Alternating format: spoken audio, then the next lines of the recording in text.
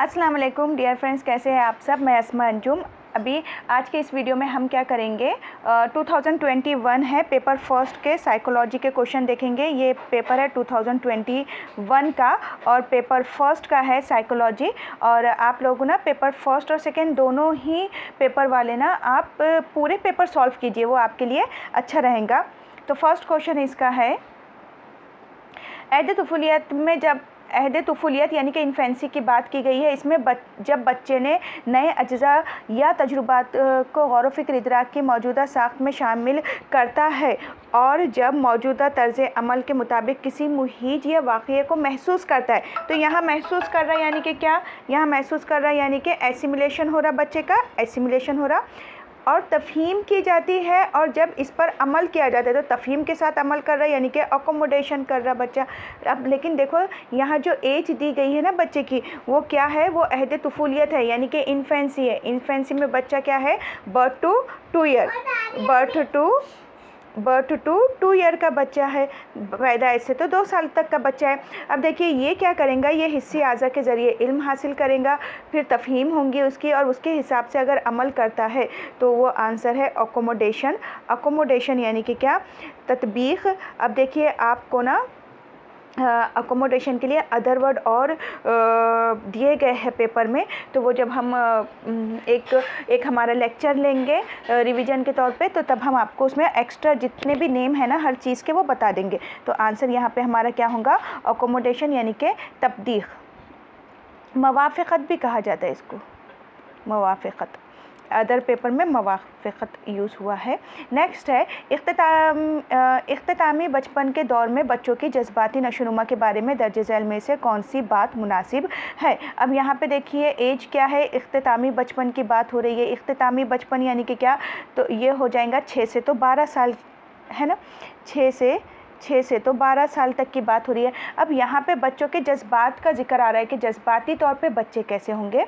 तो मायने समझ कर याद करना, ये जहन से मुतालिक हो गया और आपको जज्बात पूछा गया है। इस उम्र में बच्चों का तवज्जो देने का वक्फा गैर महदूद होता है। फिर यहाँ पे आपको जज्बात की बात की गई है तो ये कैंसिल हो गया। अखलाक और अखलाकियात और गैर अखलाकियात बदखलकी से वाकिफ़ होते हैं, ये जज्बात से रिलेट करेंगे। देखिए हमें जो जज्बात है ना, तो यहाँ जज्बात से ही हमें अखलाक वग़ैरह ये सारी चीज़ें आती है, तो ये हो जाएगा राइट आंसर।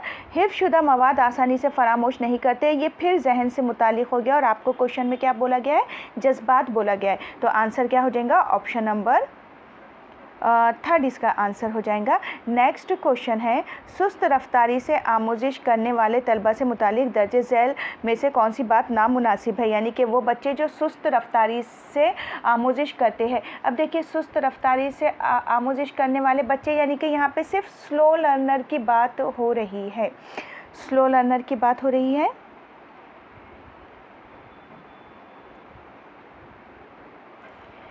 यहाँ सुस्त रफ्तारी यानी कि स्लो लर्नर की बात हो रही है।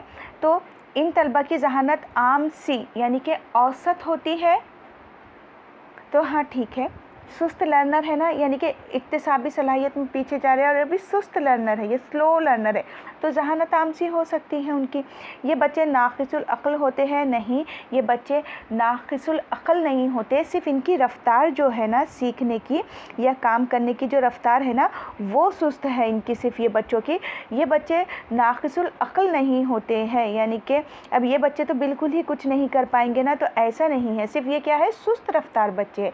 आम बच्चों की बनिस्बत ये पढ़ाई में पीछे रह जाते हैं। तो हाँ क्यों, क्योंकि बहुत सुस्त रफ्तारी से करते हैं, इक्तिसाब बहुत ठहर ठहर के करते हैं। इन तलबा के लिए तशख़ीसी जांच ज़रूरी है, बहुत ज़रूरी है, इन बच्चों के लिए तशख़ीसी जांच होना ज़रूरी है। तो जो नामुनासिब बयान था वो ये था कि ये सुस्त रफ्तार बच्चे हैं, लेकिन ऐसा तो नहीं है ना कि ये बिल्कुल क्या है, नाक़िसुल अक़ल है ना, ऐसा तो बिल्कुल नहीं है। सिर्फ क्या है कि बच्चे सुस्त रफ्तारी से काम लेते हैं, सुस्त रफ्तार है। शख्सियत फ़र्द के अंदर उन नफ्सियाती तबई निज़ामों की हद की तंजीम है जो उनकी अपने माहौल से मकसूद हम आहंगी को मुतय्यन करती है। शख्सियत की तारीफ़ दर्ज झैल में से किस माहिर नफ्सियात ने पेश की। तो ये तारीफ़ किसने पेश की थी कि जो शख्सियत है ना वो नफ्सियाती तबई निज़ामों की हद है। तो देखिए डेफिनेशन तो कोई मैंने रटी नहीं हूँ, ये आपका काम है, तो मैं डायरेक्ट आंसर आपको बताती हूँ। ऑल पोर्ट है ये। नेक्स्ट है एड्रीनल गुदूद से खारिज होने वाली रुतूबत एड्रेनाइल की मिक़दार में, एड्रेनल कॉर्टेक्स की बात हो रही है यहाँ पे, की मिक़दार कम होने पर दर्जे झैल से कौन सा असर ज़ाहिर होता है। तो देखिए अगर ये बहुत कम मिक़दार में होता है ना तो फ़र्द में कमज़ोरी आ जाती है, और अगर ज़्यादा मिक़दार में होता है तो बहुत जोश आ जाता है। तो मर्दानगी नज़र आती है, ये नहीं है। सेहतमंदी महसूस होती है, नहीं। फ़र्द में मुस्तकिल मिजाजी होती है, नहीं। फ़र्द क्या नज़र आता है, कमज़ोर हो जाता है या कमज़ोर नज़र आता है। तो आंसर होगा ऑप्शन नंबर 3 नज़रिए आमोजिश की जमात बंदी के जदीद नज़रियात में दर्जे झैल में से कौन सा नज़रिया शामिल नहीं है। तो देखिए आमोजिश के जदीद नज़रियात में से इनमें से कौन सा नज़रिया शामिल नहीं होगा, ये पूछा गया है। तो उबूरी आमोजिश का नज़रिया किसने दिए थे, डॉक्टर ब्लूम ने दिए थे, ये तो शामिल है। इलाक़ाई नज़रिया किसने दिए थे, क्रेथ-लेवन ने दिए थे। एक मिनट जी अली, 1-2 मिनट रुको। अली क्रेथ-लेवन ने दिए थे। समाजी आमोजिशी नज़रिया ये किसने दिए थे, ये अल्बर्ट बंडूरा ने दिए थे, ये अल्बर्ट बंडूरा ने दिए थे। मालूमाती अमली नमूने ये तो Bruce Joel and Marsha Will ने दिए हुए हैं, और ये तदरीसी नमूनों की बात कर रहे हैं, ये कोई नज़रिया नहीं है। ब्रूस जॉयल और मार्शा विल ने इसको दिए थे, और कितने दिए थे, 22 दिए थे। तो आंसर हमारा क्या हो जाएगा, ऑप्शन नंबर 4। मुतालिम मिसाली नमूना ढूंढता है, इसका मुशाहिदा करता है, मिसाली बर्ताव की तकलीद करता है। आगे जाने की ज़रूरत ही नहीं है कि यहाँ पे जो लर्नर है ना ये मिसाली नमूना ढूंढ रहा है, यानी कि हकीकी ज़िंदगी में ये मॉडल ढूंढ रहा है। और ये किसने दिए थे, ये अल्बर्ट बंडूरा ने दिए। ब्लूम बर्नर नहीं और ब्रूनर है, और ऑसवेल भी नहीं है। देखिए अल्बर्ट बंडूरा ने ना समाजी मुशाहिदे का नज़रिया पेश किए थे, और उन्होंने बोले थे कि बच्चा समाज में रहकर सीखता है, उसकी लर्निंग होती है, जिसमें ना 2 तरह के मॉडल होते हैं। एक होता है हकीकी ज़िंदगी के मॉडल, और एक होता है अलामती मॉडल। तो 2 तरह के इन्होंने मॉडल दिए थे, किसने, बंडूरा ने। नेक्स्ट है मौसे तदरीस तलबा में मुताले के लिए शौक़ का रुझान पैदा होने के लिए दर्जे झैल में से कौन सी सलाहियतें ज़रूरी है। तो देखिए अब तलबा में रुझान पैदा होने के लिए इनमें से कौन सी सलाहियतें होना ज़रूरी है। तो तशख़ीसी रुझान पैदा होना चाहिए बच्चों के अंदर, यानी कि क्रिटिकल थिंकिंग आनी चाहिए बच्चों के अंदर, आनी चाहिए। आज़ादाना गौर व फिक्र करने की सलाहियत पैदा होना चाहिए बच्चे से। तो देखो अगर मौसर तदरीस है, वो सही तदरीस है, तो बच्चे में आज़ादाना तौर पर गौर व फिक्र की सलाहियत आ जाएंगी। शऊर, वो दानाई पैदा होना चाहिए बच्चों के अंदर, तो ये competency of wisdom and sense आना चाहिए, तो ये बिल्कुल मौसर तदरीस से आ जाएगा। और मसला हल करने की काबिलियत पैदा होनी चाहिए बच्चे में, competency of problem solving skill पैदा होनी चाहिए, तो ये भी हो जाएंगी मौसर तदरीस से बच्चे के अंदर। तो ये तो सारे के सारे हैं, तो ये पूरे होंगे अलीफ बे जीम और दाल। नेक्स्ट क्वेश्चन है दर्जे झैल में से किस तदरीसी नमूने का मकसद इल्मी, ख़याली और जहनी पहलू। अब देखो फिर यहाँ जहन डायरेक्ट लिख कर आ गया ना, जहनी पहलू, तो ये कौन से होंगे, ये मालूमाती अमली होंगे। अब आपको ये पूरा क्वेश्चन पढ़ने की भी ज़रूरत नहीं थी, अब मैं पढ़ के बताती हूँ आपको कि इस्तख़राई और इस्तख़राजी गौर व फिक्र, फिर गौर व फिक्र की बात आ गई यहाँ पे, की सलाहियत, गौर व फिक्र करने की सलाहियत को फ़रोग़ देना है। तो देखो यहाँ पहले ही उन्होंने जहन की बात कर दी है। अब देखो कहाँ था, जहनी पहलू, ख़याल जहन से ताल्लुक़ रखता है, इस्तख़राजी वग़ैरह गौर व फिक्र भी जहन का इस्तेमाल होगा यहाँ पे। तो ये कौन से नमूने हो जाएंगे, ये मालूमाती अमली नमूने हो जाएंगे। हिंट मैंने आपको देखिए 2000 अभी जो 18 का पेपर था उसमें भी मैंने आपको इनकी हिंट दी थी। ज़ाती में क्या होगा, बच्चे की मख्फी सलाहियतों के बारे में बोला जाएगा, बर्ताव में बच्चे के जज्बात के हिसाब से नमूने होंगे, और समाज में जो रिवायतें हैं वग़ैरह है, समाजी पहलू लोगों से ताल्लुक़ होगा वो होंगे, और मालूमात में जहनी रहेंगी, जहन वर्ड यूज़ होगा आपके लिए। तो आंसर होगा ऑप्शन नंबर 1। दर्जे झैल में से आमोजिशी अमल की कौन सी खुसूसियत मुनासिब नहीं है, यानी कि आमोजिश के लिए इनमें से कौन सी बात मुनासिब नहीं है। आमोजिश बिलखुसूस अमल के ज़रिए होता है, बिल्कुल अमल करने से ही आमोजिश आएगा, फितरी नहीं होता ये, तो अमल से ही होगा। हर जानदार जीने के लिए आमोजिश करते हैं, सही बात है, हम हर कोई जीने के लिए सीखता रहता है। तमाम जानदारों की आमोजिश यकसा होती है, बिल्कुल भी नहीं, इनफरादी इख्तिलाफ पाया जाता है, इसलिए आमोजिश यकसा नहीं होती। आमोजिश आहिस्ता आहिस्ता होने वाला अमल है, बिल्कुल सही, ये बहुत फास्ट नहीं होता है, ये आहिस्ता आहिस्ता होने वाला अमल है। तो आंसर है आपका ऑप्शन नंबर थर्ड इसका राइट आंसर हो जाएगा।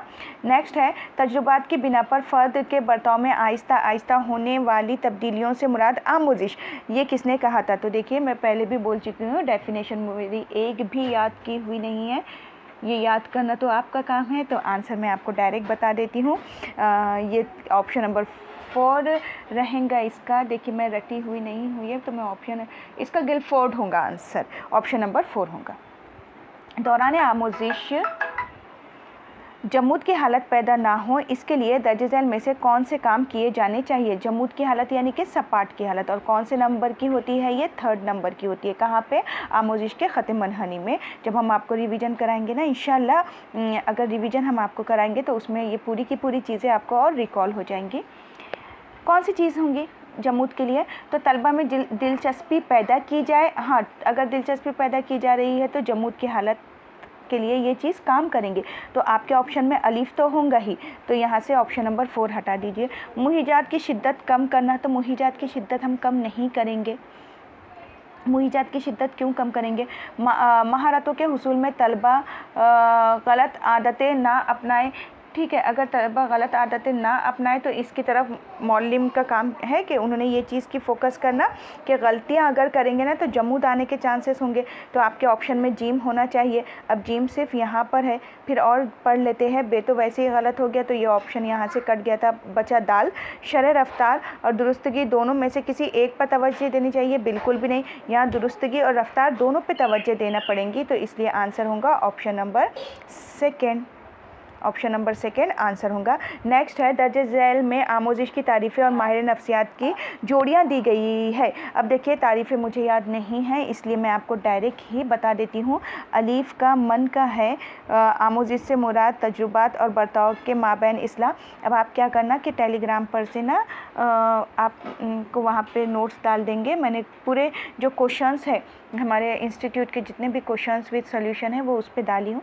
अब आप ना वहाँ जाके ये और ले लेना, जहाँ पे आपको इंशाल्लाह कल तक सारी तारीफ़ें और अदर चीज़ भी मिल जाएंगी। या नोट्स चाहिए तो वहाँ आप मैसेज कर सकते हैं। तो आप, अब ये मेरा रटा हुआ नहीं है, मैं डायरेक्ट आपको बता रही हूँ। डी इसका हो जाएगा दाल, 3rd का हो जाएगा अलीफ, और इसका हो जाएगा बे, बचा ना बे। तो ये मैंने डायरेक्ट आपको बता दी क्योंकि ये मेरे को याद नहीं है, तारीफ़ें रटी हुई नहीं है।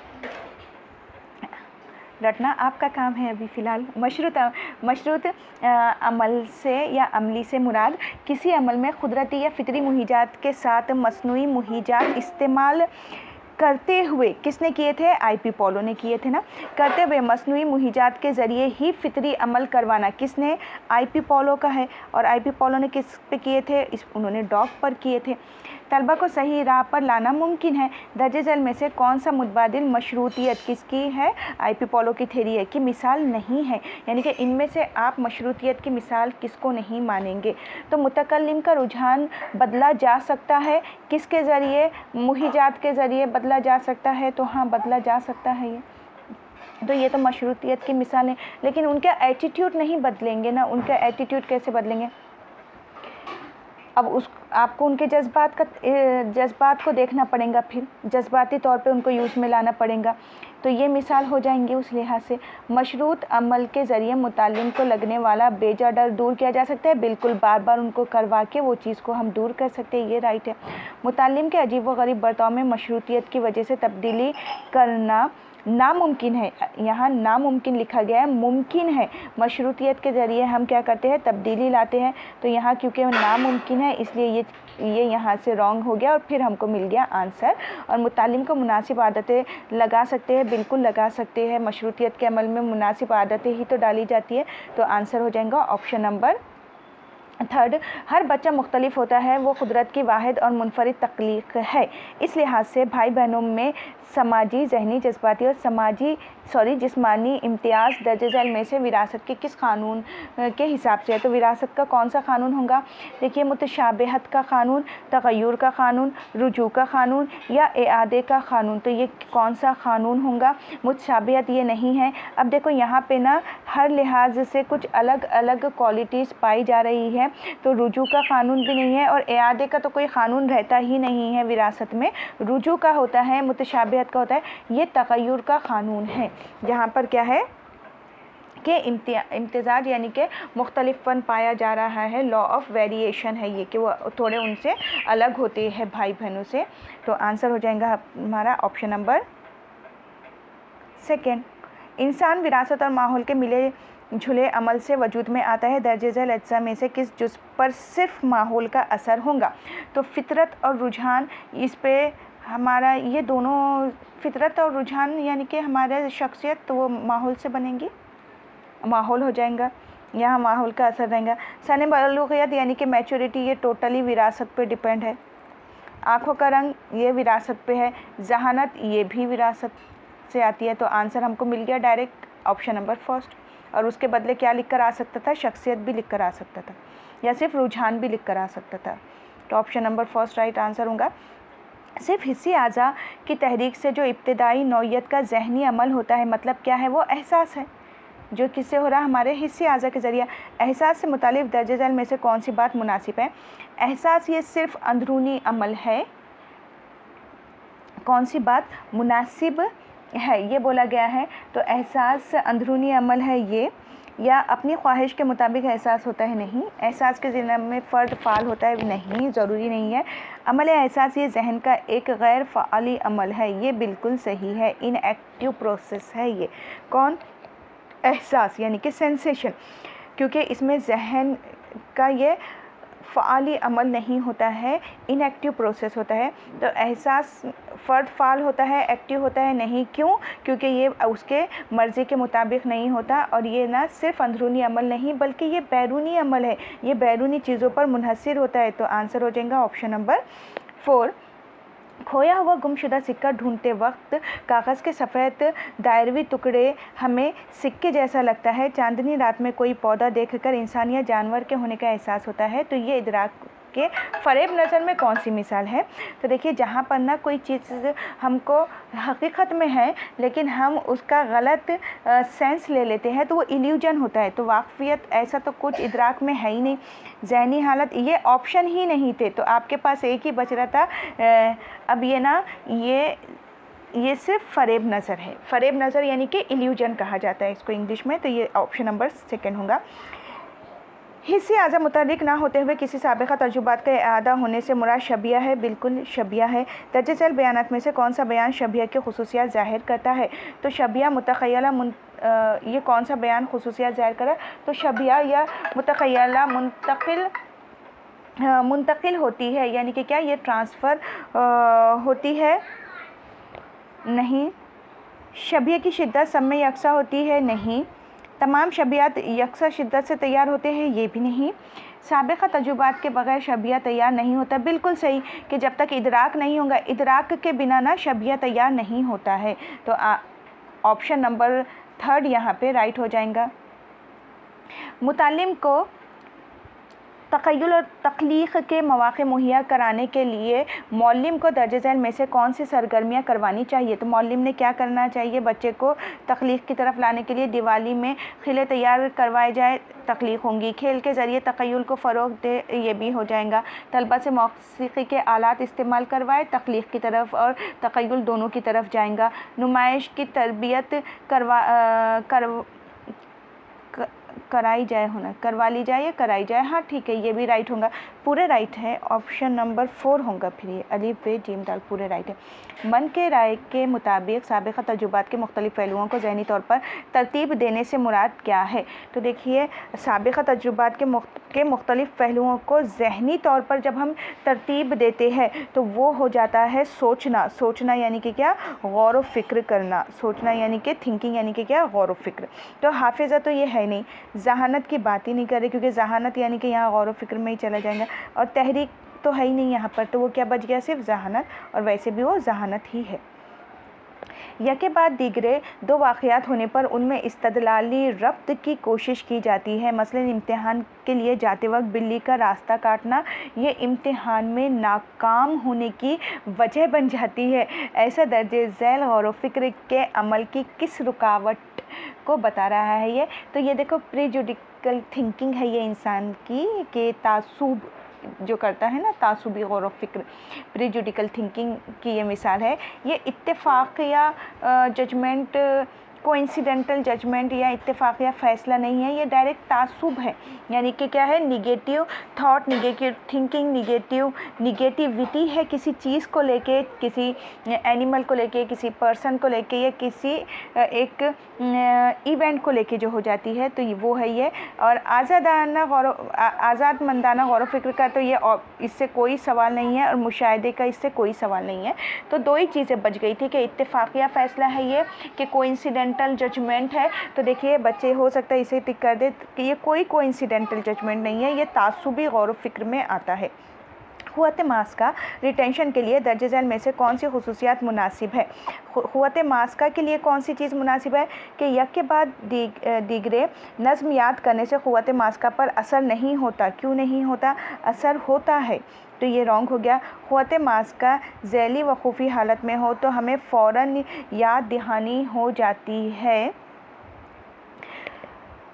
तो ये तो बिल्कुल बात राइट है कि we can recall quickly if retention occur in cognition या कॉग्निटिव स्टेट। कि क्या होता है कि हमें कोई भी चीज़ बहुत जल्द क्या हो जाती है, रिकॉल हो जाती है, जब वो कौन सी हालत में हो, कॉग्निटिव यानी कि कॉग्निशन वाली स्टेट में होती है, यानी कि हम शऊरी तौर पे, अब हम इसको और कैसे बोल सकते हैं कि शऊरी तौर पे जब आप जो चीज़ याद करते हैं तो वो आपको बहुत फ़ौरन क्या होती है, क़ुव्वत मास्का में आ जाती है। तो ये तो राइट हो गया, आंसर ही हो गया ये।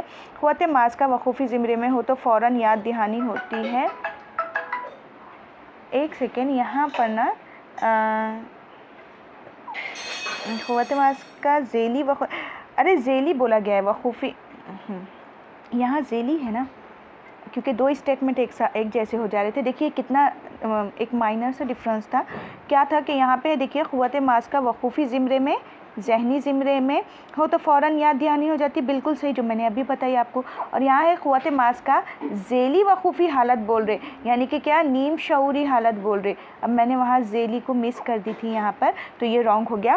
गैर वक़ूफ़ी यानी कि लाशऊरी हालत तो हम लेंगे ही नहीं, तो ये यहाँ से कैंसिल हो गया, क्योंकि यहाँ आप कोई चीज़ याद नहीं लेंगे, यहाँ कोई चीज़ याद नहीं लेंगे, ये बात ही गलत हो गई। आंसर हो गया ऑप्शन नंबर सेकेंड। फरामोशी से मुतालिक दर्ज झैल में से कौन सी खुसूसियात नामुनासिब है? अगर हम फरामोशी को देखें तो इनमें से कौन सी चीज़ नामुनासिब है?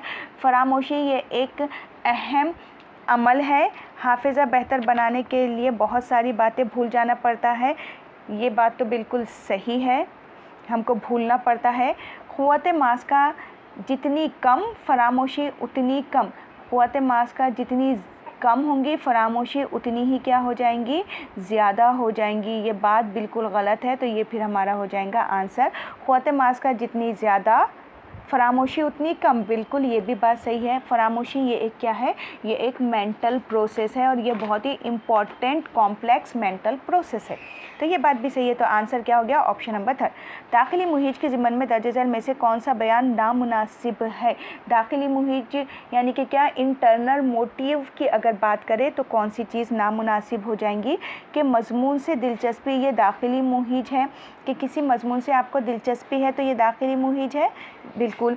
दाखिली मुहीज वो दिलचस्पी का करीबी ताल्लुक़ होता है, करीबी ताल्लुक़ होने से ही हमको उसमें इंटरेस्ट आता है। तरग़ीबात ये दाखिली मुहीज है, या दिलचस्पी ये अंदरूनी मुहीज की बुनियाद है। तो दिलचस्पी ये अंदरूनी मुहीज की बुनियाद है, और जो तरग़ीबात है ना, ये दाखिली मुहीज है। ये बयान जो है वो बिल्कुल गलत है, जो हमारा आंसर है उनका कि मोटिवेटर्स आर इंटरनल मोटिव या इंटरनल मोटिवेटेड होते हैं। तो ये नहीं है आंसर हमारा, ऑप्शन नंबर 3 है जो हमारा आंसर होगा, जो पूछा गया था रॉन्ग स्टेटमेंट, इनकरेक्ट स्टेटमेंट। स्परमैन के 2 आलमी नज़रिए ज़हानत में जो आम और मखसूस अवामिल है, उनसे मुताल्लिक़ दर्ज झैल बयानात में से कौन सा बयान मुनासिब है? तो एक जी फैक्टर है और एक कौन सा फैक्टर है, एक एस फैक्टर है। तो कौन सा बयान मुनासिब है? कि हर फ़र्द में आम आमिल ज़्यादा होते हैं, यानी कि जी फैक्टर ज़्यादा होता है। बिल्कुल नहीं, इनफरादी इख्तलाफ पाया जाता है, सब थोड़ी ज़हीन होते, जहानत थोड़ी सब में ज़्यादा होती है। यही आंसर मिल गया हमको। नहीं है बोले थे ना, कौन सा बयान नहीं, कौन सा बयान मुनासिब है, तो ठीक है, ये आंसर नहीं है, ये रॉन्ग है। मुनासिब चुनना है हमको। हर फ़र्द में मखसूस आम हर फ़र्द में मखसूस आमिल ज़्यादा होते हैं, ऐसा भी नहीं है। जी फैक्टर ही तो जहानत को बताता है, तो ये भी क्या हो गया, रॉन्ग हो गया। सलाहियतों की नशोनुमा के लिए आम आमिल तकमीली हैसियत रखता है, ये बिल्कुल सही है, ये बिल्कुल सही है। और फ़र्द के लिए तमाम कामों में मखसूस आमिल मुफीद होता है, ये बिल्कुल नहीं। आम जो जी फैक्टर है ना वो मुफीद होता है और वही काम करता है, तो आपको मुनासिब बयान बोला गया था, तो ये होगा राइट। इंसान की अपने और दूसरों के जज्बात पर ज़ब्त काबू रखने की सलाहियत और तख़य्युली